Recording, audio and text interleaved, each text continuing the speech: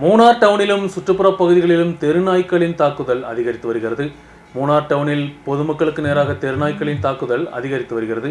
மூணார் கிராம பஞ்சாயத்து அதிகாரிகள் தேவையான நடவடிக்கை எடுக்க வேண்டும் என்றும் பொதுமக்கள் கேட்டுக்கொண்டுள்ளனர். மூணார் பகுதியில் தெருநாய்க்களின் தாக்குதல் அதிகரித்துள்ளது. மூணார் டவுனிலும் காலனி பகுதிகளிலும் சுற்றித் திரியும் தெருநாய்க்கள் மனிதர்களை தாக்குவதும் தொடர்ந்து வருகிறது. கடந்த தினம் தெருநாய் தாக்குதலில் 4 பேர் காயமடைந்துள்ளனர். பல இடங்களிலும் கூட்டமாக திரியும் தெருநாய்க்கள் மனிதர்களுக்கு நேராக தாக்குவதும் வாகனங்களுக்கு நேராக பாய்ந்து ஓடுவதும் தொடர்ந்து வருகிறது.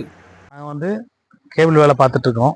அப்போ என் கூட இருக்கிற தம்பி ஒருத்தனை நேற்றுக்கு 26 முறை பக்கத்தில் நாய் கடிச்சிருச்சு.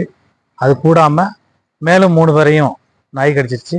இதை பலதவணை செய்தியாகவும் புகார்களாகவும் நம்ம அதிகாரிகளுக்கு கவனத்தில் செலுத்தியும் இதுவரை எந்த நடவடிக்கையும் எடுக்கலை.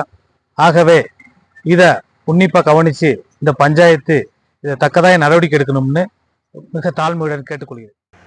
மூணார் டவுனிலும் சுற்றுப்புற பகுதிகளிலும் தெருநாய்க்களின் தாக்குதல் அதிகரித்துள்ளதால் டவுன்களில் நடந்து செல்ல முடியாத நிலை ஏற்பட்டுள்ளது. ஏராளமான கால்நடை பயணிகளும் பள்ளிக்கூட குழந்தைகளும் பெண்களும் உட்பட நடந்து செல்லும் பாதைகளில் தெருநாய்க்கள் கூட்டமாக திரிவது பெரும் ஆபத்தாக மாறியுள்ளது. உடனடியாக மூணார் கிராம பஞ்சாயத்து அதிகாரிகள் தெருநாய்க்களின் தாக்குதலுக்கு தீர்வு காண நடவடிக்கை எடுக்க வேண்டும் என்றும் பொதுமக்கள் கோரிக்கையை முன்வைத்துள்ளனர்.